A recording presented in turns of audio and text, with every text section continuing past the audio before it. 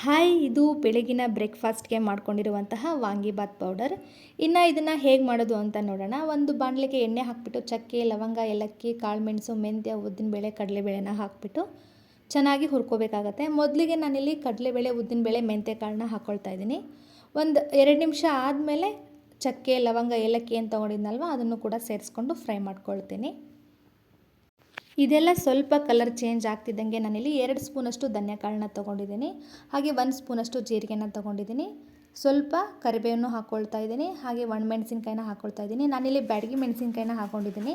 ಬೇಕು ಅಂದರೆ ನೀವು ಗುಂಟೂರು ಮೆಣಸಿನ್ಕಾಯಿನೂ ಕೂಡ ಒಂದು 2-3 ಹಾಕ್ಕೊಳ್ಬೋದು. ಖಾರಕ್ಕೆ ತಕ್ಕಂಗೆ ಹಾಕ್ಕೊಳ್ಳಿ. ಇದೆಲ್ಲ ಚೆನ್ನಾಗಿ ಹುರ್ಕೊಂಡ್ಬಿಟ್ಟು ತಣ್ಣಗಾದಮೇಲೆ ನಾನಿಲ್ಲಿ ಮಿಕ್ಸಿಗೆ ಹಾಕ್ಕೊಂಡು ಪೌಡ್ರ್ ಮಾಡ್ಕೊಳ್ತೀನಿ.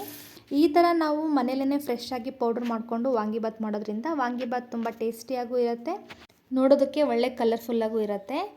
ವಿಡಿಯೋ ಇಷ್ಟ ಆದರೆ ಲೈಕ್ ಮಾಡಿ, ಶೇರ್ ಮಾಡಿ, ಕಮೆಂಟ್ ಮಾಡಿ, ಹಾಗೆ ನನ್ನ ಚಾನಲ್ನ ಸಬ್ಸ್ಕ್ರೈಬ್ ಮಾಡ್ಕೊಳ್ಳಿ.